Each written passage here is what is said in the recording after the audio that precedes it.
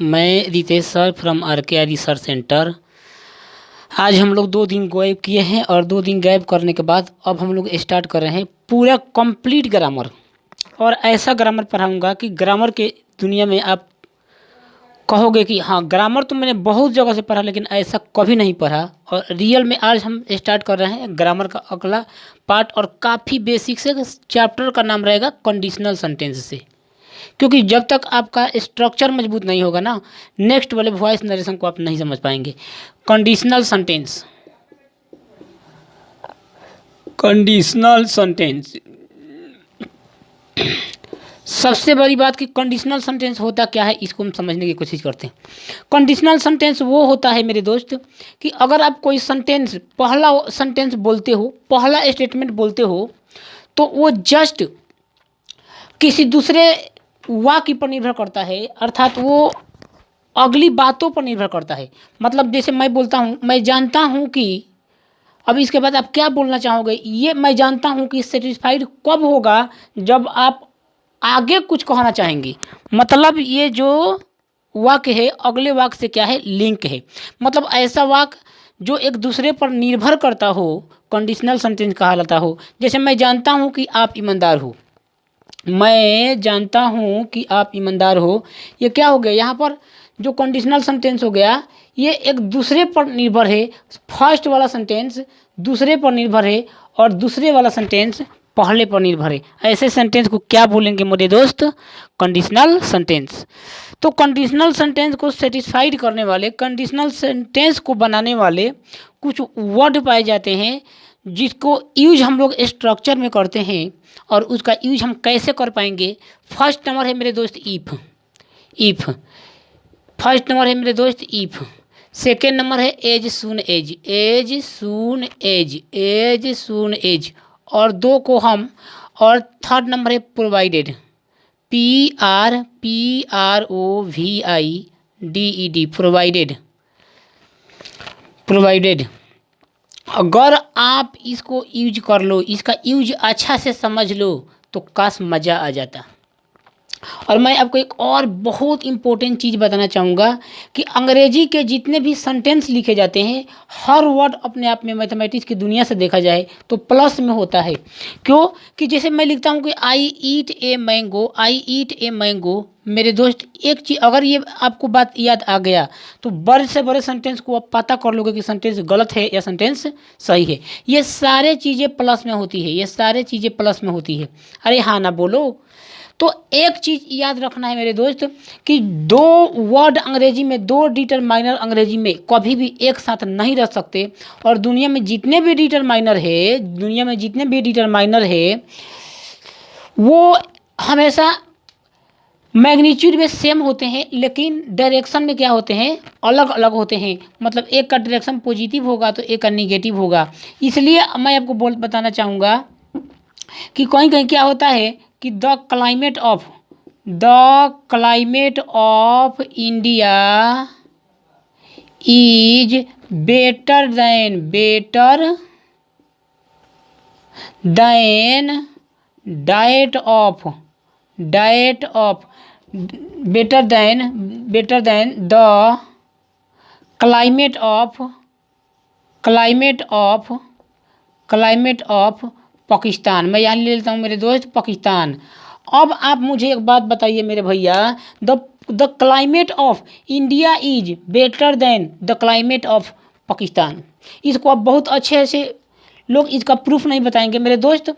अगर दो डिटरमाइनर जैसे द हो गया, द और क्लाइमेट हो गया, ये जो होता है ना, ये क्या होते हैं, इसका परिणाम सेम होता है लेकिन डायरेक्शन अलग अलग होता है। ये क्या है, ये क्या है, एक डेफिनिट आर्टिकल है। ये क्या है, ये क्या है, क्लाइमेट एक प्रकार का नाउन है। क्लाइमेट एक प्रकार का क्या है, नाउन हो गया। या अगर हम नाउन के, ये नाउन हो गया हमारा, तो आप मुझे बताइए ये भी आर्टिकल, ये भी आर्टिकल। तो दो आर्टिकल, द क्लाइमेट ऑफ, यहाँ पर दो आर्टिकल, यहाँ पर द क्लाइमेट ऑफ, यहाँ पर दो आर्टिकल, कभी भी एक साथ नहीं रहेंगे मेरे भैया। अगर इसका पॉजिटिव 4 है, अगर ये -4 है तो ये +4 हो जाएगा, और इस प्रकार से ये क्या हो जाएगा, कैंसल आउट हो जाएगा, और मेरा सेंटेंस क्या हो जाएगा, गलत हो जाएगा। तो कभी भी ध्यान रखना कि दो डिटरमाइनर कभी भी अंग्रेजी में एक साथ नहीं रहेंगे। अगर एक पॉजिटिव होता है तो एक निगेटिव होता है, इसलिए उसको छिपाने के लिए यहाँ पर डैट ऑफ का प्रयोग किया गया है। अरे बोलो हाँ। अब देखेंगे मेरे भैया कि इफ़ क्या कहलाता है। इफ़ जो होता है ना, इफ़ ये शर्त बताता है। इफ़ का मतलब क्या होता है, अगर। इफ़ का मतलब होता है अगर। ये इफ़ ये शर्त बताता है कि अगर, जैसे मैं बोलता हूँ अगर तुम बाजार जाओगे तो सामान खरीदोगे, मतलब इफ़ ये बतलाता है कि अगर कोई काम एक संपन्न होता है तो दूसरी काम भी संपन्न होगा, मतलब ये शर्त हो गया। जैसे मैं लिख देता हूँ अगर तुम खेलोगे तो मैं भी खेलूँगा। If you play I shall play. अरे बोलो हाँ, आई शैल प्ले। अगर आप खाओगे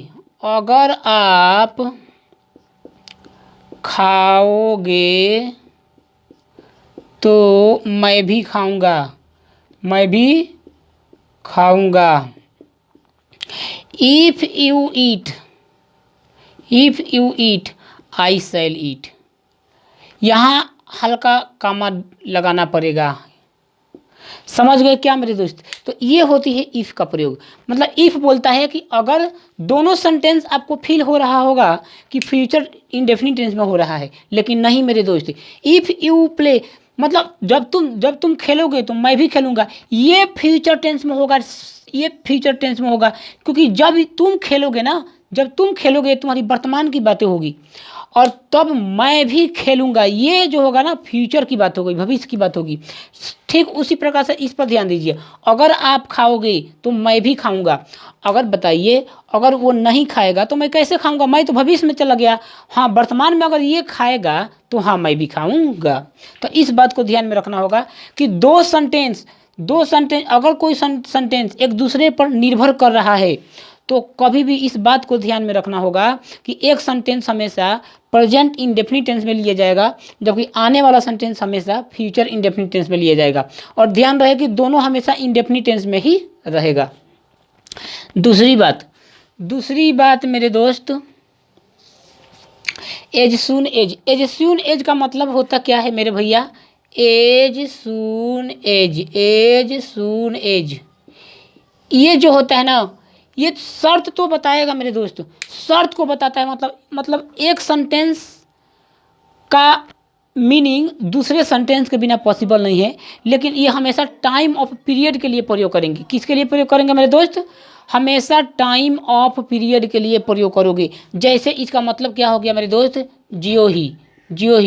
लेकिन कंडीशनल सेंटेंस में ये बात आपको ध्यान रखना होगा कि कभी भी आप दोनों सेंटेंसों को सेम टेंस में नहीं रख पाएंगे। जैसे मैं एक लिखता हूँ, जियो ही आप दिल्ली जाएंगे,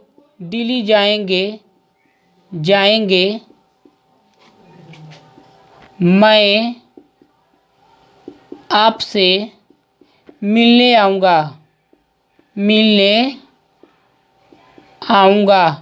आप मुझे एक बात बताइए मेरे दोस्त, जब आप दिल्ली जाएंगे तो मैं आपसे मिलने आऊँगा, इसका मतलब ये हुआ कि जब आप दिल्ली जाएंगे, अगर मैं इसे रोक दूँ, जब आप दिल्ली जाएंगे अगर मैं इसे रोक दूँ, मैं आपसे मिलना, जो ही आप दिल्ली जाएंगे मैं आपसे मिलने आऊँगा। मतलब आप उस टाइम पीरियड में दिल्ली जाएंगे तब वो आपसे मिलने आएगा, आपके टाइम के कंप्लीट होने के बाद।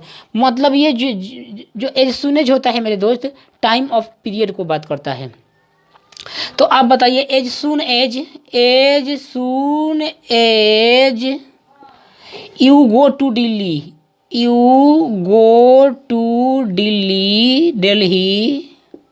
मैं आपसे मिलने आऊँगा, I shall come to meet you. अरे बोलो हाँ। आप बोलोगे कि सर आप सही पढ़ा रहे हो, समझ गया क्या?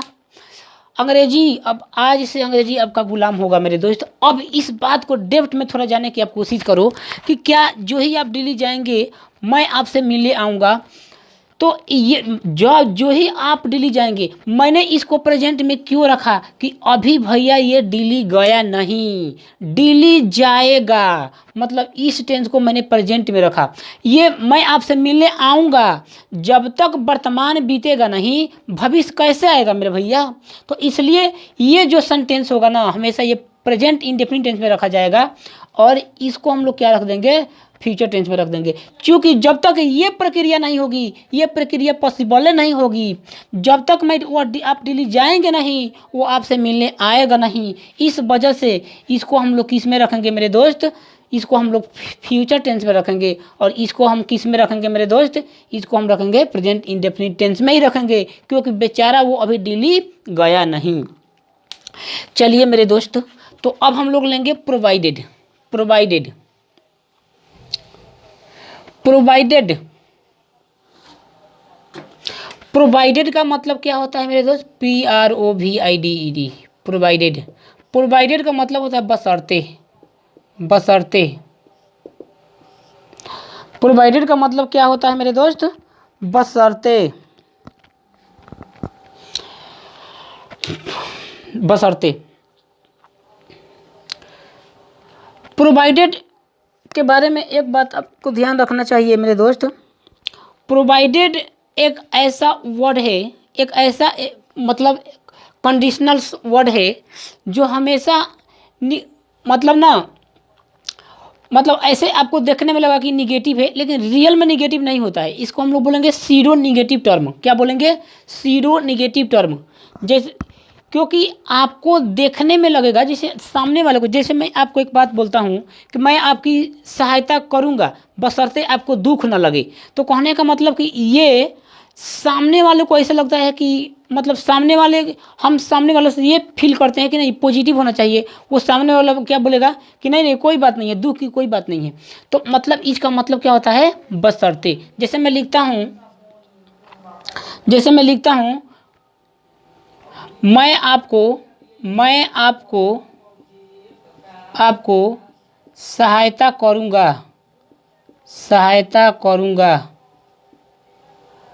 करूँगा बशर्ते आप बुरा न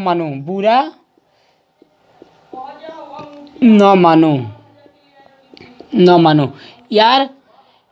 I shall help you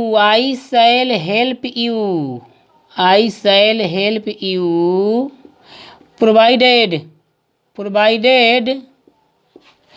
you mind। आप इसे बुरा ना मानो। तो मेरे दोस्त मैंने ये माना ना कि आप इसे बुरा ना मानो, मैं इसे निगेटिव में नहीं लेकर गया। कितना बुक में लिख दिया गया यू डोंट माइंड, जबकि ऐसा पॉसिबल नहीं है। सेंटेंस के हिसाब से ये पॉजिटिव ही मांग रहा है। क्या मैं आप एक मुझे बात बताइए मेरे भैया कि अगर आप रिलेटिव बनकर मेरे द्वार पर आए हैं, तो आप मुझे एक बात बताइए, मैं आपको बोलूँगा कि भैया नाश्ता कर लीजिए, नहीं तो आप क्या बोलेंगे? ना नाश्ता हम किए हैं। नहीं नाश्ता हम किए हैं। अरे भैया नहीं तो उसमें आया है, लेकिन सेंटेंस का जो भाव है ना पॉजिटिव दर्शा रहा है कि यानी वो नाश्ता किया है। समझ गए क्या? तो बशर्ते आप इसे बुरा ना माने, मतलब इसका कहने का मतलब है कि वो निगेटिव बातें नहीं बोल रहा है, इसलिए हम यहाँ पर नॉट शब्द का यूज नहीं करेंगे। समझ गया क्या? चलिए अगला हम लोग लेंगे मेरे भैया अनलेस लेंगे मेरे दोस्त। अनलेस भी क्या होता है? टाइम पीरियड की बात बताता है। जब तक नहीं तब तक नहीं, जब तक नहीं तब तक नहीं, तब तक नहीं। जैसे ये टाइम पीरियड की बात कराता है मेरे भैया। टाइम पीरियड का मतलब ये होता है कि जब तक आप नहीं करोगे वह भी नहीं करेगा। जैसे मैं इस पर एक सेंटेंस ले रहा हूँ, जब तक और ध्यान रखना है इसके साथ कभी भी अनलेस एक ऐसा मतलब कंडीशनल स्ट्रक्चर का वाक्य वर्ड है जिसमें कभी भी ये नॉट नहीं लेता है। जैसे जब तक आप नहीं पढ़ोगे मैं नहीं पढ़ूंगा। जब तक आप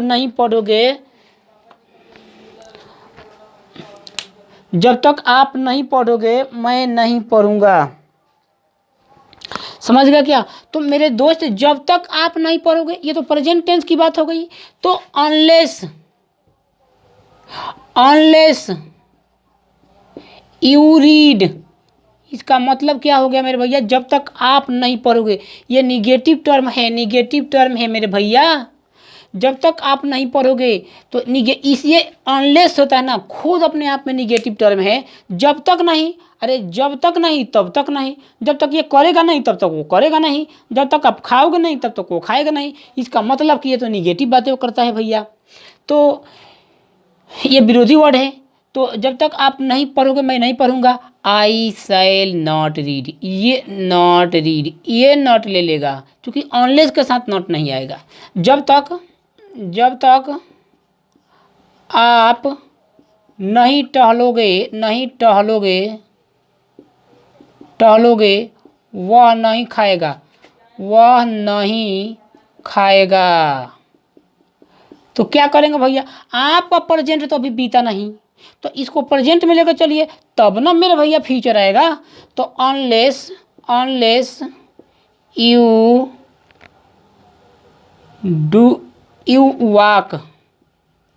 walk he will not eat. समझ गया क्या? तो मेरे दोस्त अब इसके बाद हम लोग लेंगे नेक्स्ट वीडियो।